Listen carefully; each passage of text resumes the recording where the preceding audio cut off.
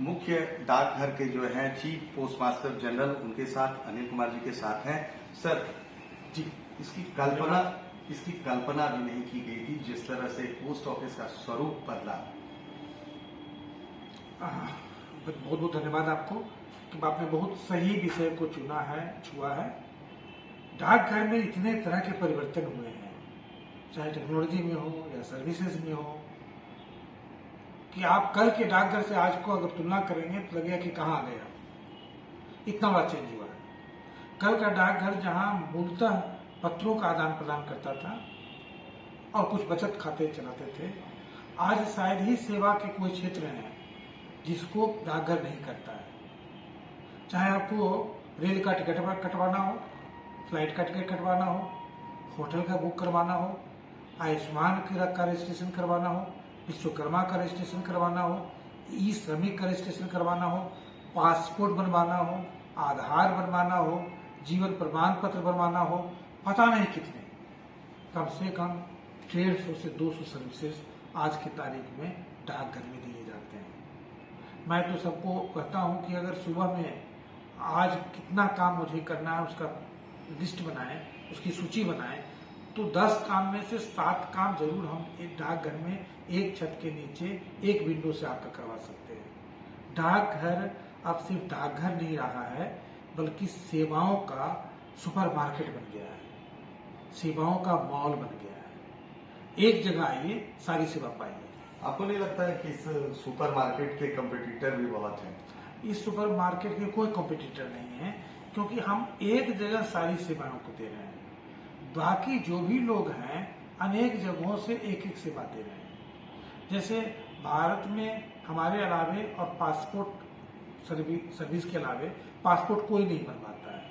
भारत में कुछ ही और संस्थाएं हैं जो आधार बनवाती है, शायद ही कोई संस्थाएं हैं जो जीवन प्रमाण पत्र बनवाती है, शायद ही कोई संस्था है जो सूर्य घर यानी लोगों को के घरों में सोलर पैनल लगवाने के लिए रजिस्ट्रेशन करती है, उनका सर्वे करती है।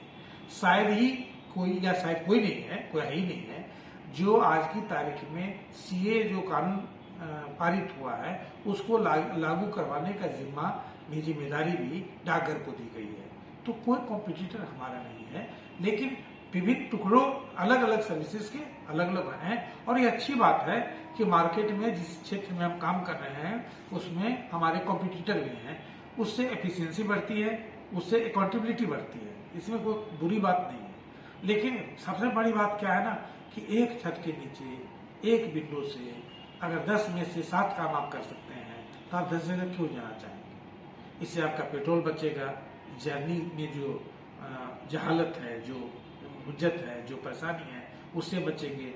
कम चलेंगे तो कम पेट्रोल का खपत होगा, उससे इन्वायरमेंट भी अच्छा रहेगा। तो आप 10 जगह क्यों जाना, डाकघर आना, सब काम करवाना।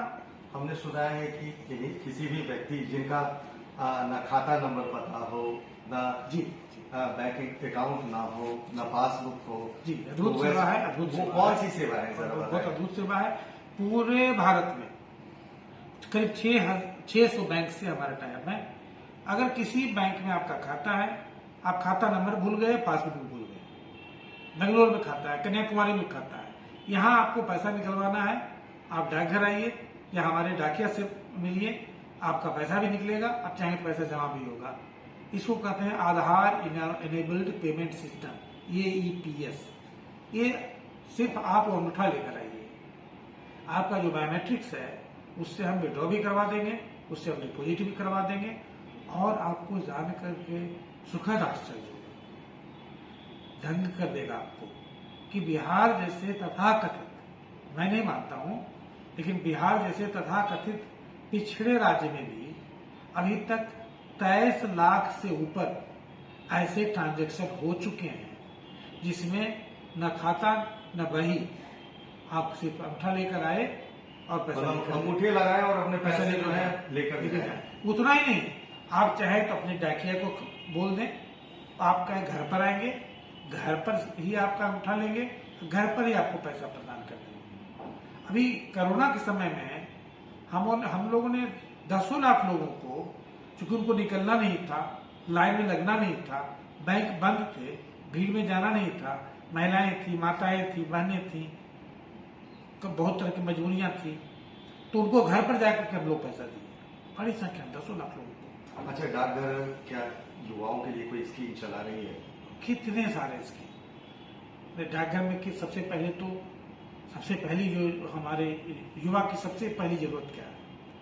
पहली जरूरत है कम्युनिकेशन। तो हमारा जगह कोई भी डाकघर कम्युनिकेशन का हब है। दूसरी जरूरत क्या है? रोजगार।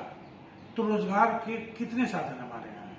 एक तो हमारे यहाँ बहुत तरह के जॉब मिलते हैं, जिसमें ग्रामीण डाक सेवक, post master, postman, group D, postal assistant, sorting assistant, inspector, सारे चीजों का बार बार वैकेंसी निकलती है और उसमें अप्लाई कर सकते हैं बड़ी संख्या में। दूसरा है खिलाड़ियों को हम लोग बड़ी संख्या में नौकरी देते हैं। अभी इस साल हम लोग करीब 100 खिलाड़ी को पूरे राज्य में या पूरे देश से जो लोग आएंगे उसको हम लोग नौकरी देने जा रहे हैं इस साल। ये दूसरा है। तीसरा है तो बहुत ही अच्छा है, जैसे कि आप हमारा डाक जीवन बीमा है, जिसमें सबसे कम प्रीमियम है और सबसे ज्यादा बोनस है। इसका आप कंसल्टेंट बन सकते हैं, फाइनेंशियल एडवाइजर बन सकते हैं, जिसमें आपको 20% का कमीशन मिलेगा। तो बीमा भी रोजगार भी, लोगों का बीमा करवाते हैं, अति भला करवाते हैं, सबसे ज्यादा बोनस पाते हैं, सबसे कम प्रीमियम लगता है और साथ में आपको रोजगार मिलता है। उसी तरह हमारे पार्सल में अगर आप फ्रेंचाइजी लेते हैं, फ्रेंचाइजी स्कीम है, तो उसमें 25% का कमीशन मिलता है। स्पीड पोस्ट में भी उसी तरह का करीब 30% का कमीशन है। हम लोग का माई स्टाम्प एक योजना है, जिसमें अपने सगे संबंधियों पर, अपने दोस्तों पर, अपने प्रेमी लोगों पर, चाहे अपने गुरुदेव पर, अपने पिता माता पर, अपने दादा दादी पर जब स्टाम्प जारी करवा सकते हैं, जिसको कहते हैं माई स्टाम्प। बहुत इमोशनल स्कीम है। आप किसी का बर्थडे है, सपोज दादाजी का है, आपके गुरु जी का है, आपके शिक्षक का है, तो क्या दें गिफ्ट में? तो आप उन्हीं पर निकाला हुआ स्टाम्प उनको दीजिए। और ये स्टाम्प वैसा ही है जैसा कोई स्टाम्प है, उसको किसी पार्सल पर लगा सकते हैं, कोई रजिस्ट्रेशन पर लगा सकते हैं, कोई स्पीड पोस्ट पर लगा सकते हैं। आप कल्पना करके देखिए कि अपनी दादी को या अपने रिटायर्ड शिक्षक को एक आपने लिफाफा भेजा, एक आपने पार्सल भेजा और उसमें स्टाम्प जो लगा हुआ है उन्हीं पर निकला हुआ है। किस प्रकार की खुशी देगी उनको, कितना आनंद होगा उनको, एक्सटेसी क्रिएट होगा, किस तरह का हैप्पीनेस क्रिएट होगा। तो इसकी भी योजना है, इसका भी हम लोग फ्रेंचाइजी देते हैं, इसमें 30% का कमीशन है। ये सारे रास्ते हैं बिना कोई इन्वेस्टमेंट का, बिना कोई लॉस का, बिना रिस्क का। कोई रिस्क नहीं है, कोई लॉस नहीं है, कोई इन्वेस्टमेंट नहीं है। और आप कितना कमा सकते हैं? अगर साल भर में आपने 1 करोड़ का बिजनेस किया तो 20 लाख कमाएंगे आप। तो ये हमारे युवाओं के लिए, लड़कियों के लिए, बच्चियों के लिए बेटी बचाओ बेटी पढ़ाओ सुकन्या समृद्धि योजना है। उसमें सबसे ज्यादा इंटरेस्ट रेट है और 10 साल तक की बच्चियों को करते हैं। जब 21 साल की होगी तो उसके खाते में 21 लाख से लेकर 50 लाख 1 करोड़ रुपया तक होगा। अब 21 साल की बेटी के हाथ में 21 लाख से लेकर 50 लाख रुपए के बीच में होगा, तो उस बेटी के सोचने का तरीका ही बदल जाएगा, उसके अपने जीवन की जो प्लानिंग होगी वो बदल जाएगी। तो बेटियों के लिए है, महिलाओं के लिए हम लोग महिला समृद्धि सम्मान करके एक पत्र निकाले हैं, वो योजना है। महिलाओं के लिए अलग से एजेंसी है, इसमें अगर पैसा आरडी में जमा करवाते हैं तो हर महीने आपको 4% कमीशन मिलता है, हर महीने। तो साल भर में 48% कमीशन हो गया। बहुत सारी योजनाएं हैं, इससे जुड़ने की जरूरत है, इसका यूज करने की जरूरत है, इससे जुड़ने की जरूरत है।